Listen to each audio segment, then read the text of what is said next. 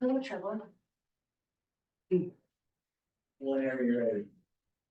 Okay, I would like to call the Thursday, March 20, 2025 meeting of the Tumwater Historic Preservation Commission meeting to order. And a call to order. Am I doing that? I guess. Okay, You're doing it. Dave Shipley, that's me. I am here. Alex Rossiter. Here. Dave McAndry. Present. Renee Sinclair. And Marnie is absent. Don Trosper. Present but not accounted for. And present again. Rob Taylor, are you there? President, Do you hear kind us? of. Okay. We are to the changes to the agenda, and I need to have a change to agenda. We need to choose a chair and vice chair tonight, since we did not have a meeting in January or since. So we'll take that right after public comment, so we'll call it 5B. So I'll do it after public comment. Is there any other changes to the agenda? Okay. Guys, oh, sorry, We are one thing. To the approval of a minutes. I'm sure that all of you read that big fat book of minutes. Are there any changes or what have you? David? I have a proposed change in a comment. Change, if only to prove that I read these minutes, it's on page 7. Fourth paragraph, third line down, it should read, Mr. McFarland is prepared to walk through the form rather than review the form, it's walk through the form. At least I think that's the intent. The comment I have, Mr. Chairman, is that these minutes are more closely approximate a transcript of a meeting than minutes. And it strikes me as that it takes a tremendous amount of time to get this level of detail, which I don't think is necessary, quite honestly. All minutes should typically record as the item of business and whether any action transpired as a function of. We do not need the expense of a full readout, even of an important meeting like the one last April regarding the Oak Tree Woods. So I don't know, Chuck, if that's city policy, but these are far more extensive. It's very time consuming to prepare them. It's seemingly as time consuming to review them. Right. I think in evidence of the fact that you're reviewing minutes from last April. Yeah. They weren't ready or available at your November meeting, so that's why you're reviewing them almost a year later. So we've had a hard time with the service and getting them written and sent back to us. We are changing that process. It's going to become a staff departmental process to do minutes for your mission. So they will be simpler. They won't be verbatim. It's going to be more like you described. Just here are the highlights of what happened. Since the meetings are recorded, you know, we can always refer back to the video if we need detail. This is more- with historic documents. This is more expensive than a readout of the president's exchange with the prime minister of Great Britain. So I don't think you will see this level of involvement again. It's been that way for quite a while. Years. Yeah. Okay, we are to public comment. So do you want to approve with that change? Oh, I forgot to do that. Changes to agenda. I make the proposal, we have a change of agenda to choose chair and vice chair right after public comment. We already did that. Yeah. And they need approval. For the Right? minutes, do you want to approve the minutes as amended? Oh, I see what you're talking about. Okay. Approval of minutes, with the changes that David made. All in favor, say aye. Okay, I'm so moved. I'm glad to have somebody do that. You seconded it. It's been a while, hasn't it? Yeah, it's been a while. It's been moved and seconded by the two people on my right, and it's been approved for, the minutes of April 18. Now, I hope we go to public comment. Public comment? Okay, got a lot of spectators. Including one over there. Okay, we are to historic trails and roadways. For officers. That's I gotta do the chair part. I'm sorry. I nominate a continuation of our existing chairman and vice chairman, Dave and Alex. I'll second that one. Moved and seconded, myself and Alex will continue as chair and vice chair. Is there any discussion? No discussion? We will have a vote for both of us at the same time because the motion was made that way. All in favor, say aye. Aye. Opposed? You can say no. That's an aye for me. Okay, we're finally to the historic trails and roadways. We'll turn it over to Commissioner McAndrew. He's been working on what I think is a Good job, fantastic project, and a project that you call, back to you as a commission, to implement some elements of it or fund parts of it. Turn the floor over to Dave and provide whatever assistance I can. Let me share this screen.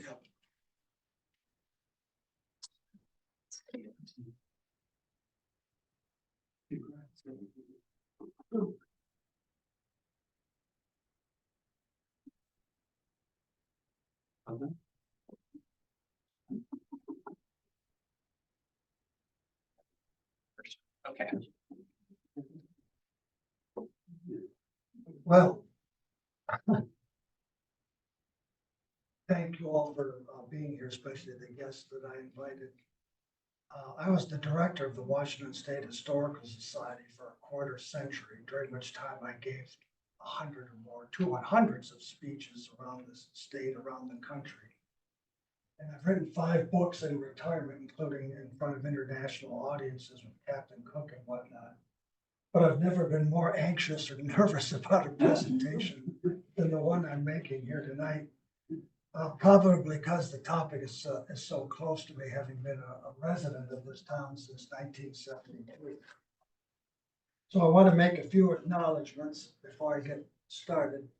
Although she left the room first to Leanna Dahlhoff, you'll have to convey my sentiments to her. Because she encouraged me to stay on this board, despite its often futile context or paradoxical context, such as being asked to delist one of the few historical features we have in town that's recognized. I want to recognize and thank several fellow historians who are here, whose work I've relied upon so much through the years in this regard, and others prominently so Dave Welch, whose work I'll introduce you shortly. My son, who's traveled with me all over North America, Dominic, Don Trosberg. I want to thank Chuck, who provided the resources to make this program possible, because pulling together a PowerPoint slide by adapting images, grabbing views off the internet is well beyond my technical capability, and it's only through the good offices of Darlene Kemery, who's the last person I'd like to thank and pull this program element together. So I'm going to try to make this work, Darlene. Let's go to the first slide. So Tumwater's historic trails and highways, in a sense, begins with this man, George Bush. George Bush's story doesn't need much retelling in this particular setting. If it does, we're in a lot more trouble than we'd like to admit. But in no small measure, Tumwater was founded as a pioneering colonial settlement by the American pioneers in 1845, because George Bush was precluded because of his race from settling in the Willamette Valley, where most overland immigrants in the 1840s had migrated. Next slide, please, Darlene. The basis of my presentation tonight, certainly the first half of it, is based on a series of documents such as this one you see here. After Washington Territory was created by subdividing it from Oregon in 1853, one of the first official federal governmental acts was to carve up the public domain into metes and bounds, townships and ranges down to metes and bounds, so that the territory could be subdivided into donation land claims and property acquisition generally, because the Oregon Donation Land Act passed in 1850 entitled all American settlers moving to the Northwest to be able to claim up to 640 acres, if married, of land from this new domain and with improvements established their claim to it. And so the surveyors began crisscrossing Western Washington in 1853, and they created hundreds of these township plats, which are 6 miles square. This one happens to be the one that details the city of Olympia, which you can see right here. All eight streets, north and south, all 3 streets, east and west. Tumwater, which would be more of interest to us, was right here where the Deschutes River flowed into the southernmost aspect of Puget Sound. And by the way, I have paper copies of some of these images, so if during discussion or otherwise you want to have access to some of these documents, I have them right here. So, but among the many attributes of these government land office maps is that they showed not only parcels of cultivated land, such as this piece of property right here, but it also showed the transect of trails across the terrain, which is what you see here. The surveyors noted the Cowlitz Trail. And so these are all, there are 36 townships. I think it's 30, isn't it 36, Dave, per township? It's 6 wide, 6 high. And so that became the baseline for the subdivision of Washington Territory. But again, one feature of these maps is they provided by surveyor measurement the exact location, or at least the location of trails where a road would cross one of these section lines here, or another section line that you see kind of up here. It's a little, and here are the township numbers. That's township 35. I think that's 30. There's 44 or 40, 45. I can't quite see it. But anyway, let's move to the next slide. Let's get off that. So that's the base documentation. So the dozen or so slides you're going to see are courtesy of Dave Welch, who is a nationally known surveyor and map maker for the Oregon-California Trails Association. Dave pulled these images together about a year ago for an auto tour of the Cowlitz Trail, which is the northernmost segment of the Oregon Trail. And what he did here is that using a modern map, here's 93rd Avenue right here. See, this is so bulky. I'm really sorry. I can't use a pointer.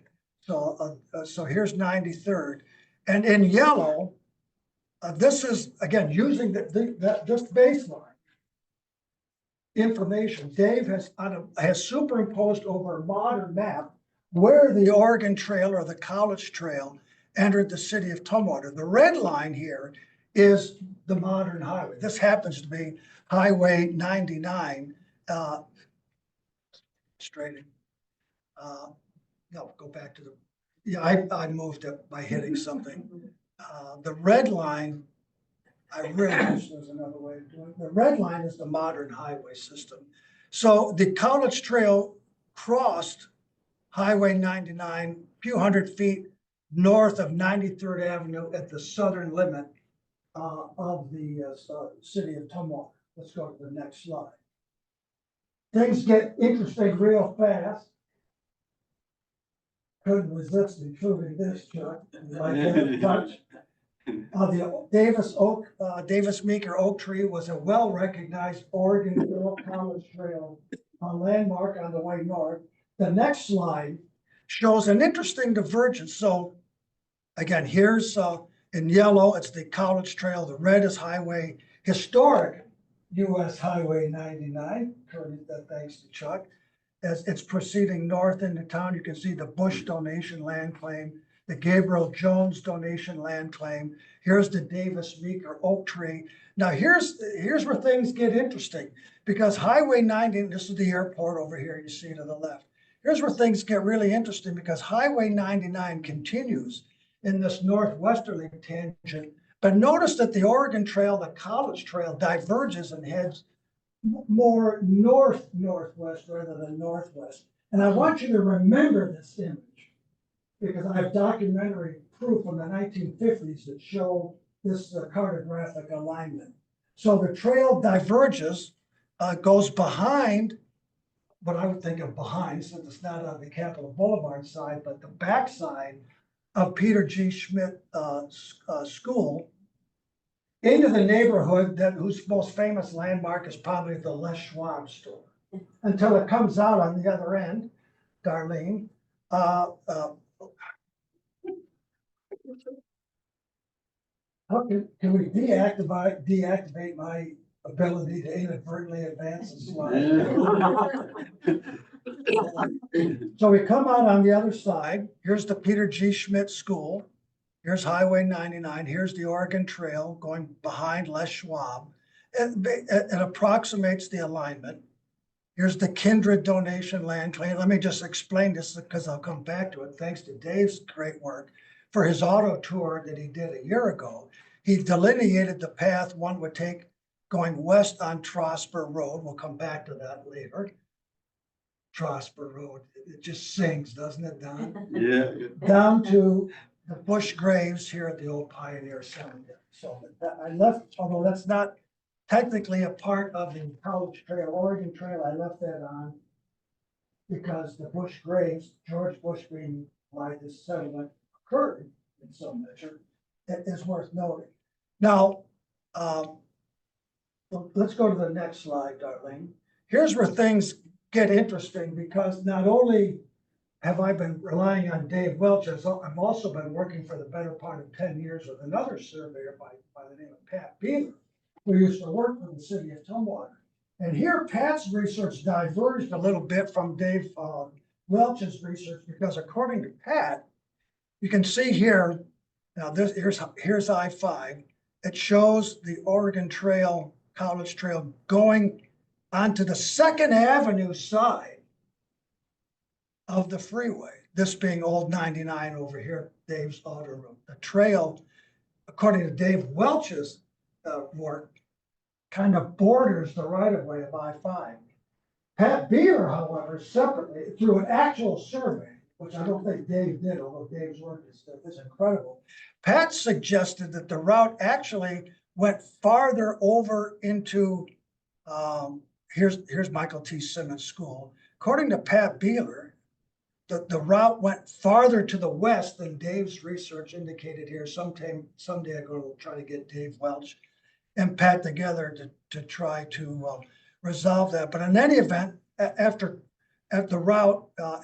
going west of current I-5, bent back to the northeast, down into, of course, the famous Tumwater Falls area, which arguably is the end of the College Trail and the end of the northernmost extent of the Oregon Trail. Next slide, please. So here's Pat's research. Pat,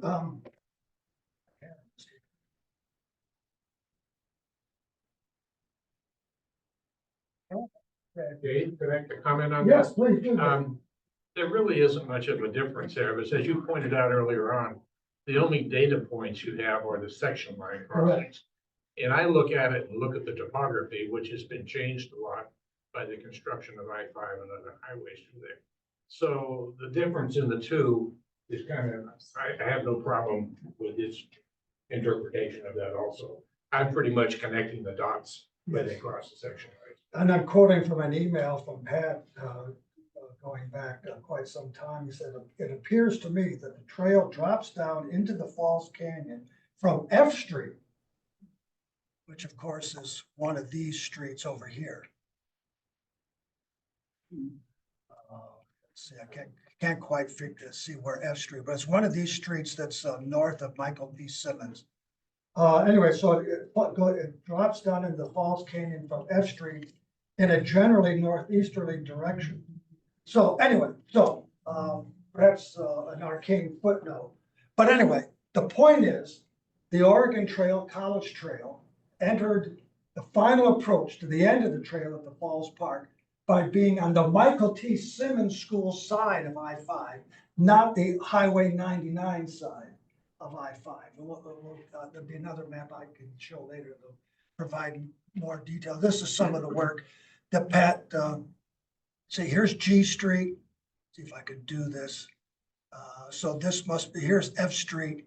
So you can see how far east, Dave, of the freeway that Pat has the tangent running down into the valley. Anyway, historians can disagree with one another, but Dave's already perhaps conceded the point. Lastly, not only has Pat Beeler been doing some research, next slide, please, Darlene, our own Darlene Kemmery did. Darlene found this map, which I had never seen before. And it's interesting because Pat Beeler told me that the old narrow gauge railway ran roughly in the same corridor as the Oregon Trail and later the Pacific Highway. So you see, so there are two railroads. Here's the Union Pacific Main Line as it comes down towards the breweries, warehouses. The short line, which ran next to the College Trail, Oregon Trail, Pacific Highway, is way over here to the west and then comes down and enters into the vicinity of the Tumwater Falls Park, including a little tunnel underneath the lower Boston Way Bridge that was built that way to accommodate this railroad. So there's lots of evidence that the trail, the final few hundred feet, few hundred yards of the trail to its terminal point here at the fall was well west, noticeably west, far enough west of I-5 to matter. Next slide, please, Darlene. This also is courtesy of Dave Welch, just to kind of conclude the story. So this is Dave's chart of, I think this is a section line right here, is it not, Dave? That yellow dash line? I don't remember. Oh. Yeah. But here's the park, here's the Boston Street Bridge, and here's the upper bridge, here's the old City Hall site. This is the upper bridge that comes over to eventually Safeway and Sonic Cemetery, et cetera.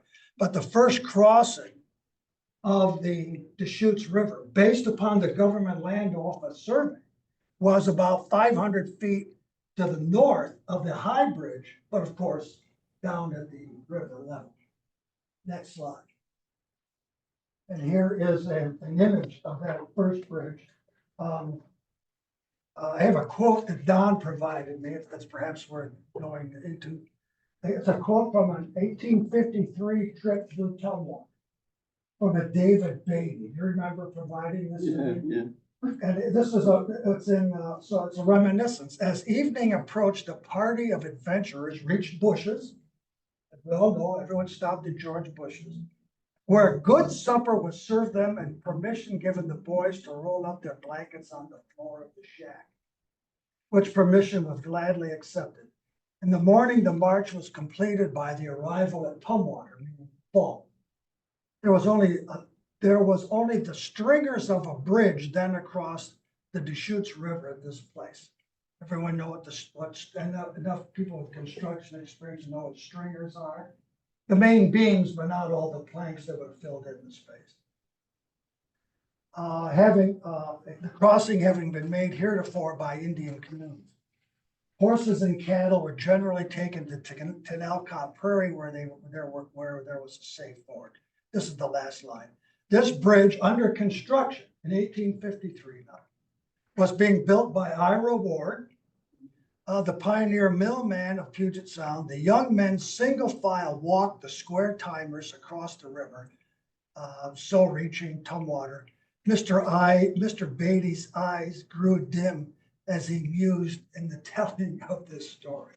Okay, so that's the route of the College Trail, Oregon Trail segment in the Tumwater, one of the nation's hallowed historic trails. So let's now get to the practical or developmental side of this notion with our next slide. So if all was right in the world, this segment would already be a part of and be nationally recognized as a part of the Oregon Trail National Historic Trail System. But bottled up, all the preparatory surveys, many of them conducted again by Mr. Welch have been done, but it requires, it's probably one of the few things that still requires congressional action, come to think of it. To add any material to the National Trail System, you need an act of Congress.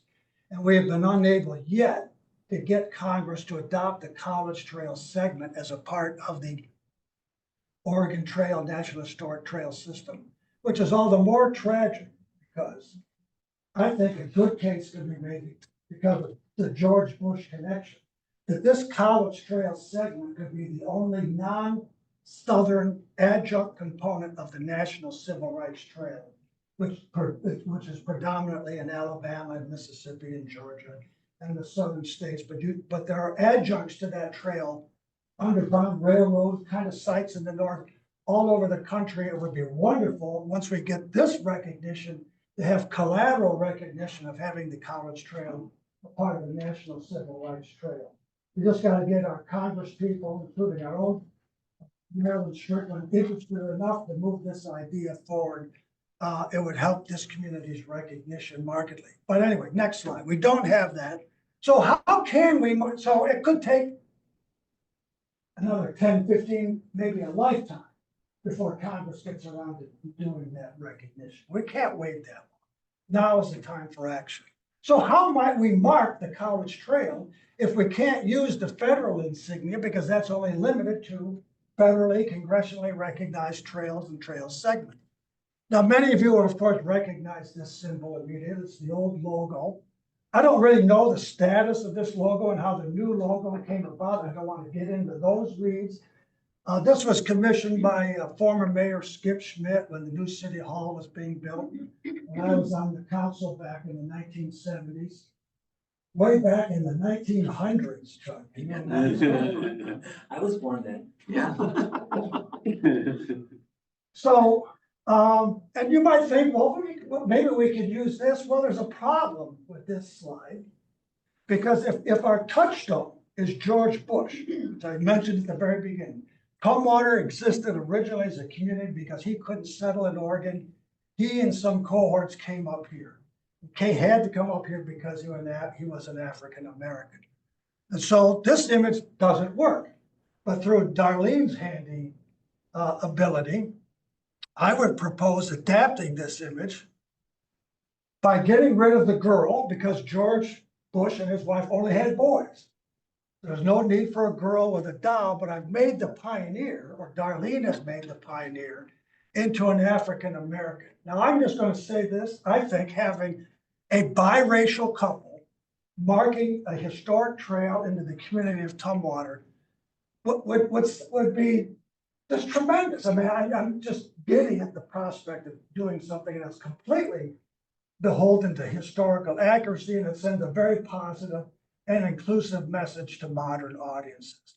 So if we adopt this as a marker, the question then becomes, well, where do these signs get positioned? And with Darlene's help, I've gone back to the original Dave Welch maps, and I've proposed that we put a map, an upward pointing arrow means you would put a sign northbound. A downward arrow means you would put a sign facing southbound traffic. And an arrow that goes sideways, of which several maps forthcoming will show you, means you put signs in both directions at that spot. So at the southern entrance of the city, where there's now the historic US 99 sign, let's put a College Trail sign right on the same post. All you gotta do is make the sign, put it there, and one up here by the oak tree.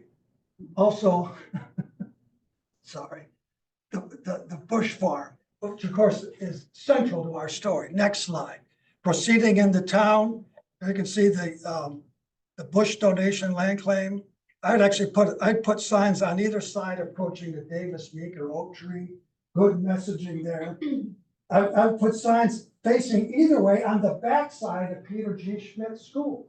There'd be a lot of people. This is what these signs, by the way, and I meant to mention this earlier. It's a type of history that I call readily accessible public history. It doesn't require any long-term staffing. There's not any utility bills like these white elephant houses we have, which we ought to get rid of. And I have a proposal about that. I'm referring to the Crosby. We ought to get rid of, in the sense, we ought to turn the management over to a historical enterprise. They can do historical development, and I have a proposal on how to do that. How much money are we spending on the foundation for the Crosby House, Chuck? All told, the 3 different projects that they Crosby House, which we'll talk about in a bit, is about $158,000. For a house that no one can ever get into.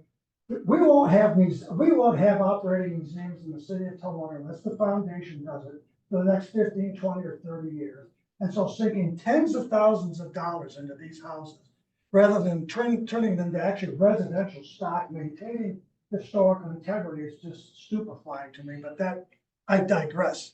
So I would propose putting these signs on the backside of Peter G. Schmidt School. A lot of kids coming, again, readily, they would see these signs every day. An interracial couple, college trail. Mom, what's that all about? So readily accessible public history is kind of my coinage. So let's keep going north.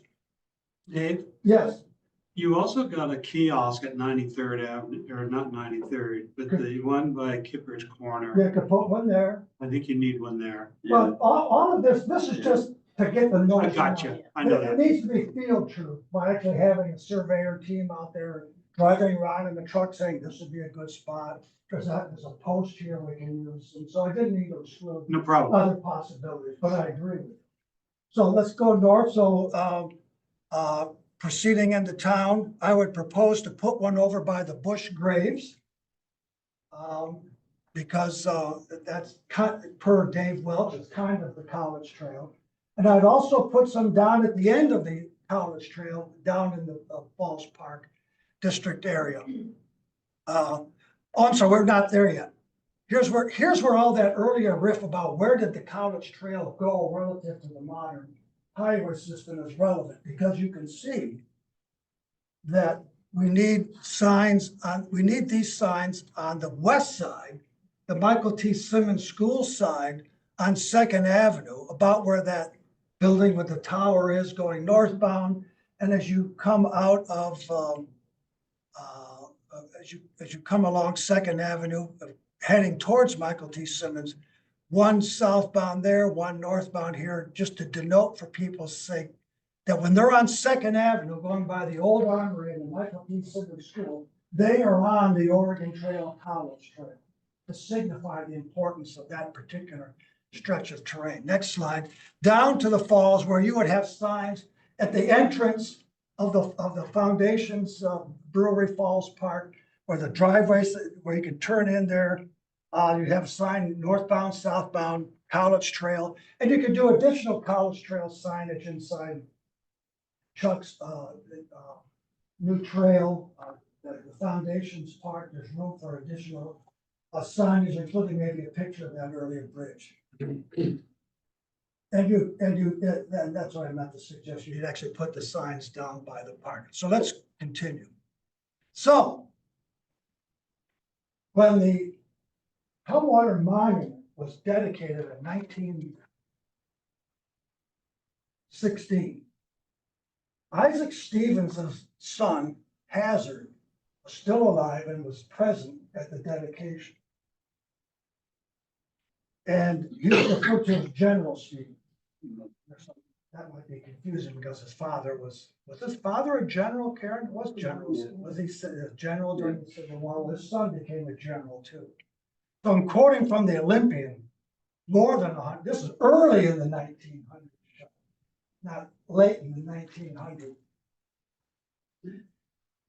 Where General Stevens, the paper says, has been one of the chief movers in the campaign to create the Tumwater Pioneering Settlement Monument. And then the paper says this: in as much as the old trail runs practically along the old trail practically runs along the present Pacific Highway. In other words, the trail became the first modern automobile pathway or carriage route for automotive traffic, once automobiles became commonplace in the first decade or so of the 20th century. So the only signs during the Pacific Highway era were literally the pointing finger, this kind of thing, the pointing finger. This is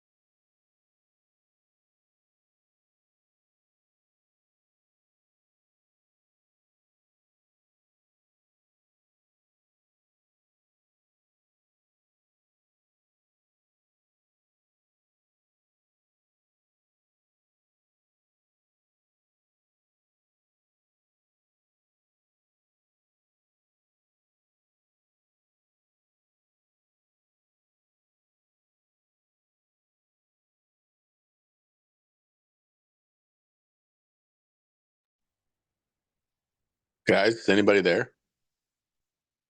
Can anybody hear me?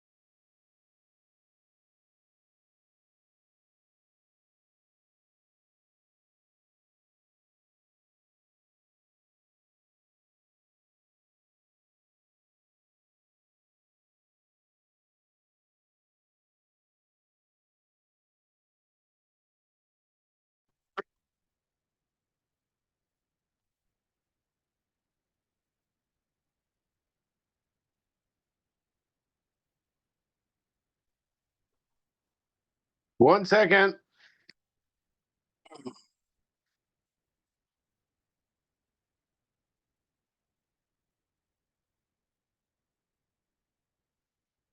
What up? I just need my ref jersey. Or well, the ref jersey. Are you gonna ref a game later?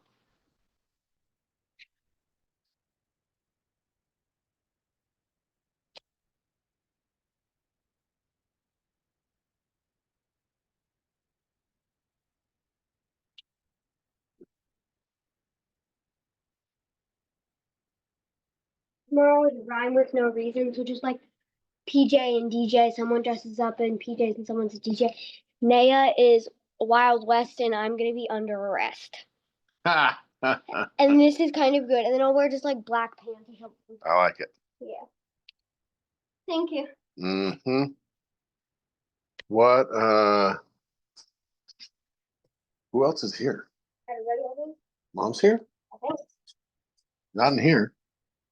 Oh, well, I heard the garage door like open and close. Oh. Or no.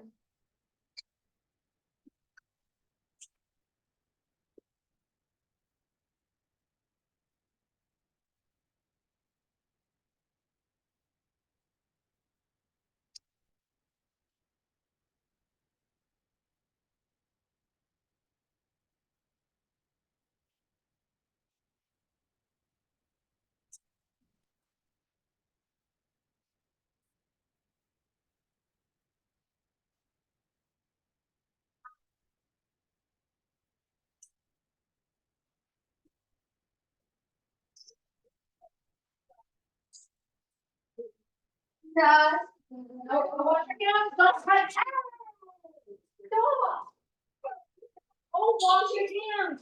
Here, I just had to set stuff back in because it's already very done. Okay. What? What? Ew. Yeah, that was nice. Thank you. I have no idea. 2/3. Give it to me so I did it back to you. With it, I do 30% tip and 88.51. So for the, yeah. You didn't know that? No. I mean, like, it ain't 1989 anymore, Grandma, but things cost money.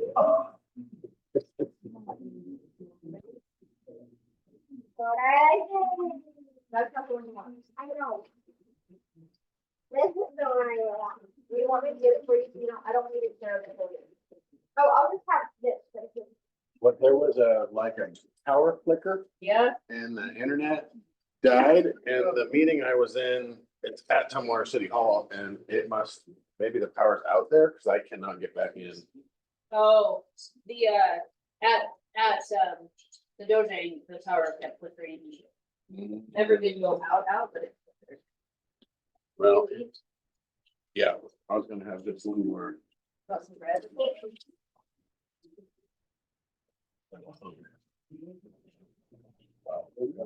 Burning love. Good. Burning love. Shut. We were here. Shut. Burning love. Yeah, I know. Oh, burning, irritating love, burning, burning.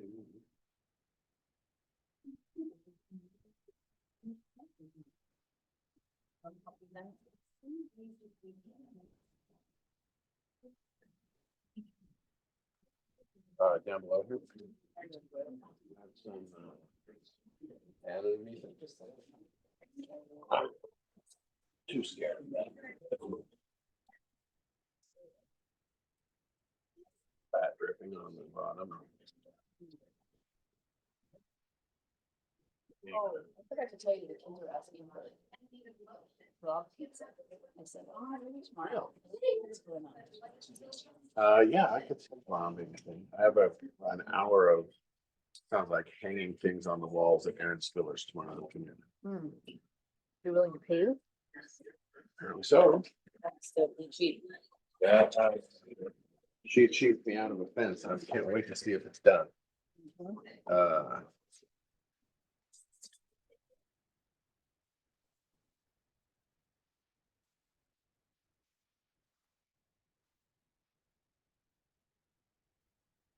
One time in the double oven, and I put something in as the oven was warming up.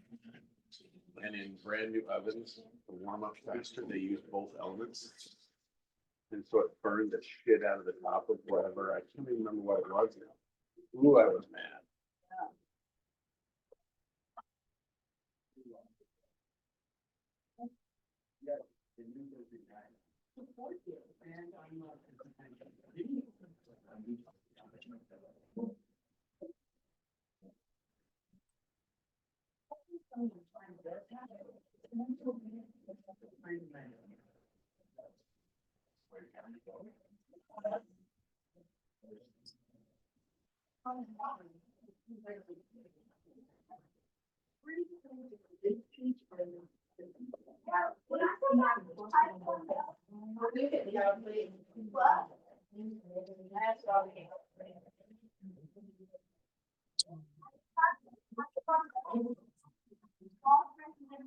I can't hear you, bud.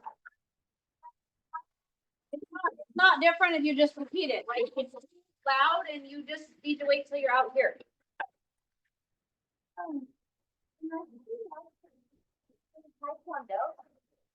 I don't think just I have to wash my hands, take off my taekwondo pants, and put the belt and stuff by your door or on your bed if it's open, and then You're just gotta go. thank you. Get bread in a minute. And then I have to and yeah, I just have to do it.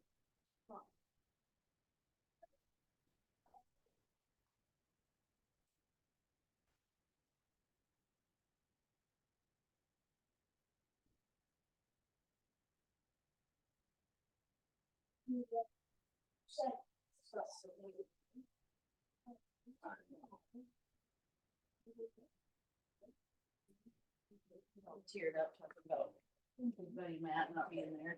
I know.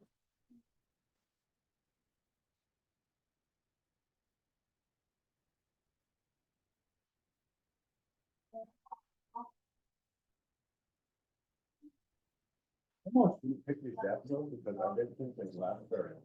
But They love that. I know. No, I said, what you don't have.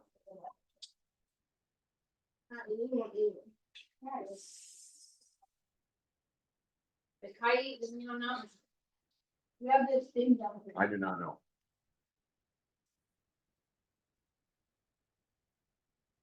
I came in and grabbed a plate, went upstairs, and then promptly got disconnected from it. Robin says he has, John, and he says, says he has so much wood. He was not good, but that's how it's going. Awesome. Good. No, it's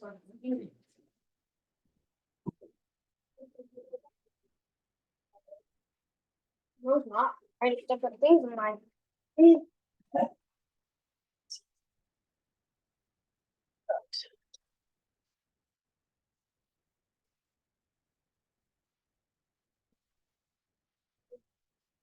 Uh-huh. Plan this year. This weekend? But if I wanted to hear you, I would just talk over it more.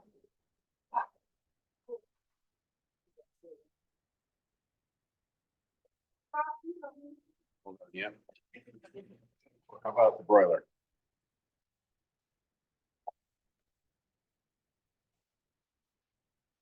Can't get a piece out. Just that one corner.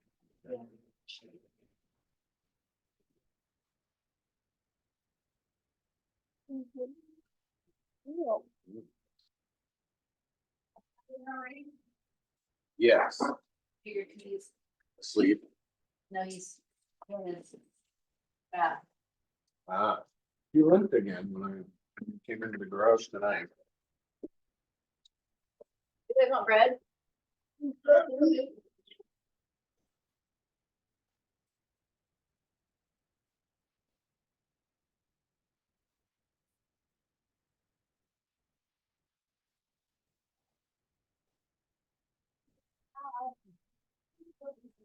Okay,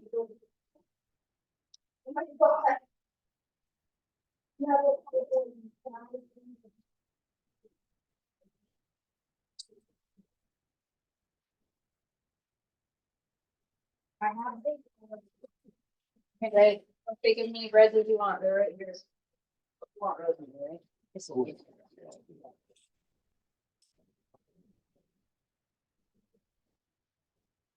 Thanks. No, that one. So you'll- What?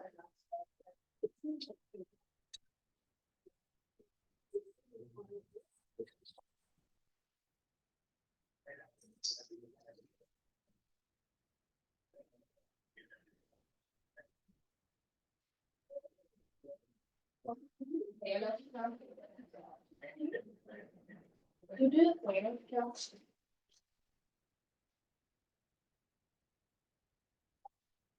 That's good. I was curious if I ate it, because the reason I made this is because she'd asked me twice when I asked me to. Oh, But that's no guarantee that she'll actually eat. true.